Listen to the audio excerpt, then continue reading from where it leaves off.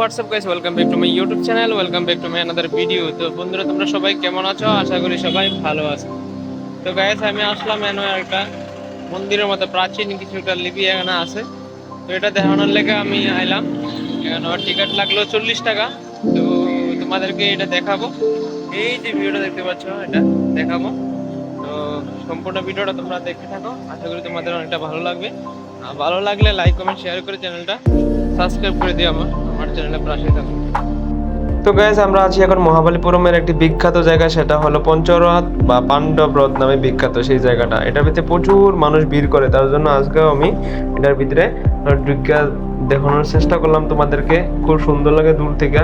আর এখানে প্রচুর প্রচুর মানুষ এখানে আসে, তো সেই সম্বন্ধে আমি জানার চেষ্টা করলাম একটু এসে এখানে। তো গাইস, এটা হলো পঞ্চম রথ বা পাণ্ডব রথ নামে বিখ্যাত।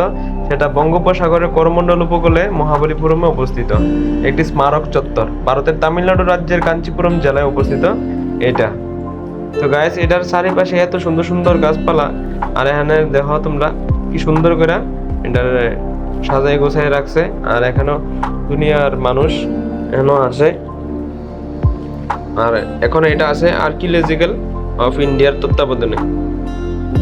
তো এটা হলো বন্ধুরা 7ম শতাব্দীর শেষ ভাগে পল্লব রাজা প্রথম মহেন্দ্র বর্মন ও তার পুত্র প্রথম নরসিংহ বর্মনের রাজত্বকালে মহাযুদ্ধ বলা হতো এটাকে, মাল্লব্য বা মহাযুদ্ধ বলা হতো। তাদের রাজত্বকালে এটা নির্মাণ করা হয়েছিল। এই ধরনের স্থাপত্য ভারতের আগে কখনো নির্মাণ করা হয়েছে না।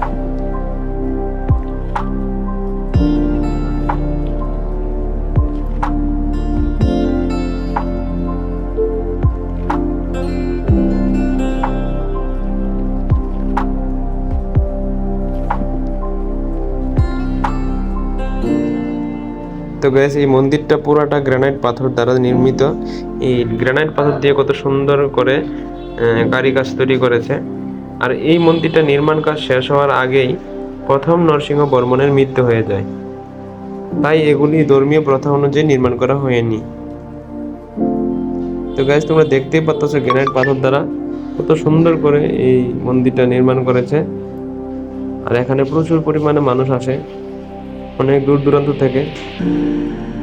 প্রত্যেক দিন এখানে মানুষ ভিড় করে, তার জন্য আজকে আমি এখানে ঢুকে দেখলাম এই মন্দিরটার সম্বন্ধে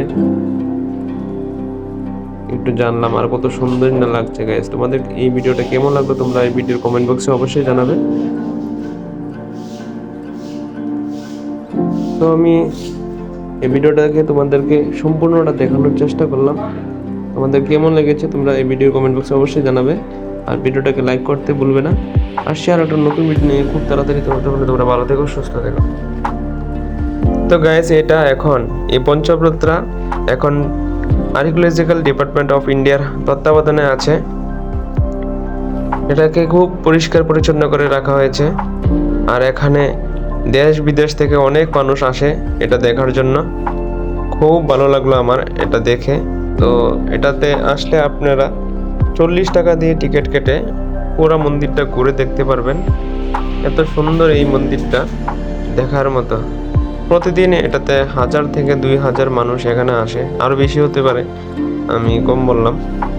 তো এটা কোনো ধর্মীয় প্রথা অনুযায়ী নির্মাণ করা হয়নি। সব ধর্মের লোক এখানে আসে।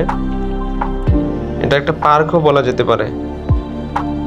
7ম শতাব্দীর শেষ ভাগে এটা নির্মাণ করা হয়েছে গ্যাস। তো এটা কেন নির্মাণ করা হয়েছে এখনো পর্যন্ত কোনো জানা যায়নি।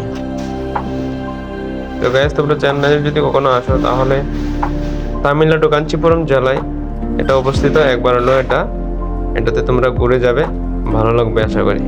তো গাইস, ভিডিওটা তোমাদের কেমন লাগলো? যদি ভালো লাগে থাকে লাইক কমেন্ট শেয়ার করে আরও বন্ধুদের কাছে পৌঁছে দিও। আমার চ্যানেলটাকে সাবস্ক্রাইব করে দিও।